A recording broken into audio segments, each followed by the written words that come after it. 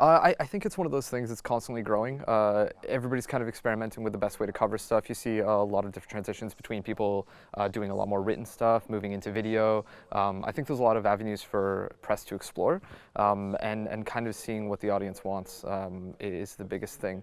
As esports gets larger, as more games get brought in, and as our audience changes, I think it's important to be agile. But I mean, I don't think anybody's actually doing it perfectly yet, so I think everybody still has room to grow.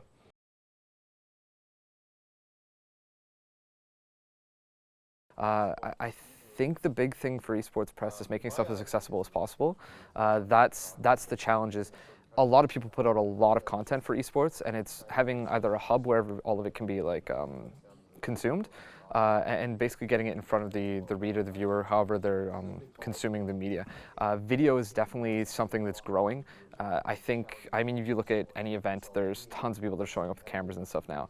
I think the next step is kind of taking that to the next professional level.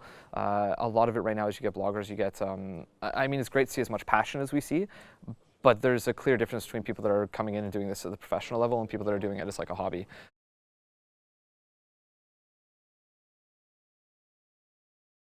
We came from the traditional sports side, and what would happen is our office used to be split between sports and devs. Obviously, we have a great dev side because of the app being built out. It's great. We have a good in-house shop of devs.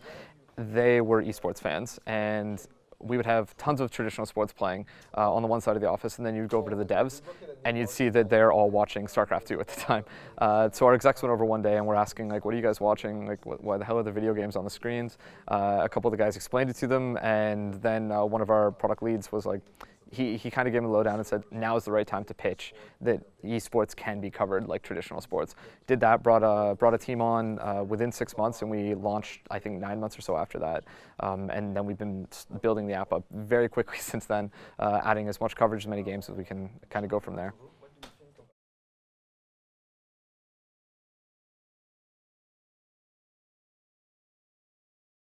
I think a lot of people get threatened when they see big guys coming into it, and you get a lot of the whole the attitude of the mainstream doesn't actually care about it, they're just looking for a quick dollar. But I actually don't think that's the case, and maybe I'm a little biased just because I am coming from like one of the more mainstream companies as well. But I think it's a good thing for the entire scene. You get a higher level of coverage, you get more consistency with it. Obviously, we want to see esports push towards a higher professional level. But I think the reality is the more press that gets in, the more coverage that we're able to get for esports, the healthier it is for esports.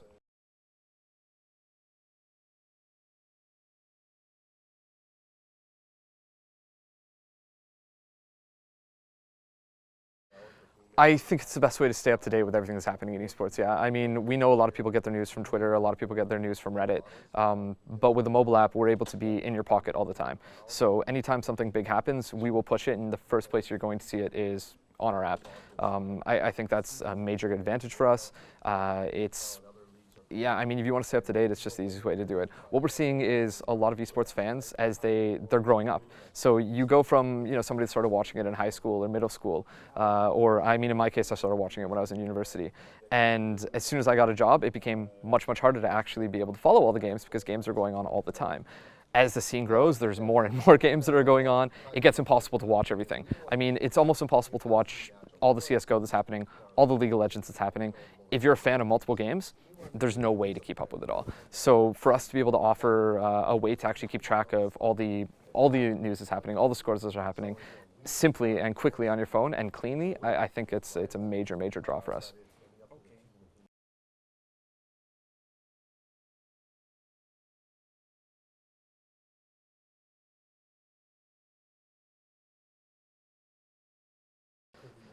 It's definitely an interesting problem with esports journalists. I mean, we have a lot of people that do actually bust their ass to get good stories out, and you run into this issue where nobody's really willing to go on record, and there's very little stopping a company or like an organization from saying, you're wrong, whatever you found out was wrong. Even if you have solid sources, if you can't actually get them to go on record, you're always taking a risk. And because there's a lot of people that are generally willing to talk and just not go on record for it, you get into these races about who can put a story out first. So I think there's a little bit less fact checking than what there could be, but I think it's almost required for some people to do that. Like you have to be breaking the stories, and you're going to take a risk, and you're probably going to be wrong sometime.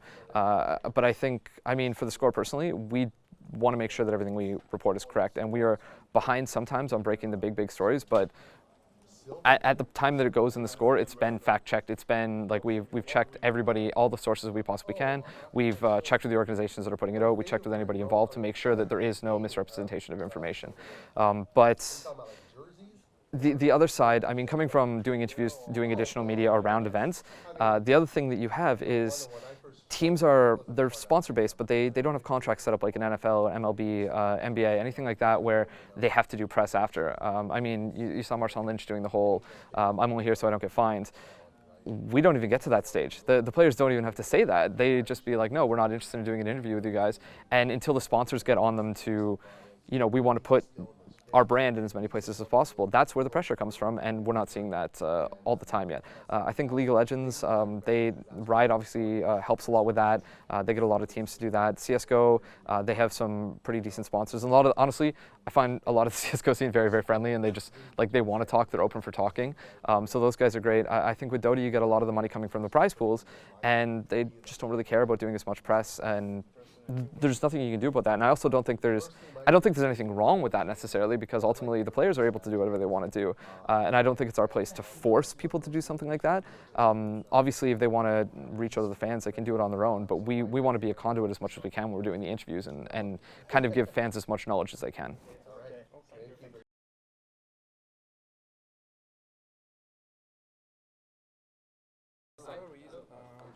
I think there needs to be more security in the scene across basically every level. I think one of the problems that happens is players are left fairly vulnerable. The organizations above them tend to have a lot of the power. So that's one of the issues. I mean, they don't have agents most of the time. They don't have, there's no player union or anything to protect their interests. There's a risk for them for putting any information out publicly. I don't know if the scene is ready to have representation of that level, but I mean, ultimately it's got to head there at some point, or there's got to be some kind of safety net for the players. And I think that's where it would begin. I mean, we see Ember in the League of Legends scene, making their salaries public. There's obviously different motives for doing that. I mean, one thing is showing that. There's definitely something to be said for making sure players get fair wage. I don't know if that's the best route to go, because you can put a target on people's back by having an 18 or 19-year-old kid that's making six figures. I mean, again, it's nice to have kind of the parity of pay, but I don't know if these guys having no security, there's really a good way to be able to do that right now. It's kind of at their own prerogative. I mean, ESL is never going to put out anything that they don't want public to be made public.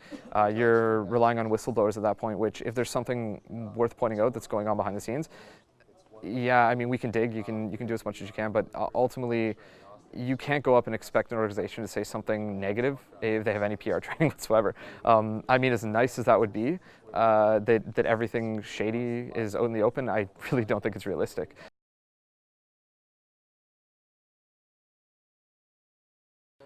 I mean, in terms of being the only media partner with an event, there was nobody that was sponsoring before us that was in the same boat either. So I think it may be just a question of, I don't know if other people looked through the avenue to do that. When we do partner with events, we don't flex any muscle in making sure that we're getting something that other people aren't. We don't try to block out any other media. Again, I'm of the opinion that the best way to grow esports is to allow as much access as you want. You want as much content coming out as you possibly can from an event. It helps everybody in the scene. So to try to artificially stimulate that is not intelligent in the long run. Yeah, I think a lot of it is just that the opportunity's been there before we were around, and nobody was taking it prior to that. So I don't think we're doing anything really that wasn't available to be done prior.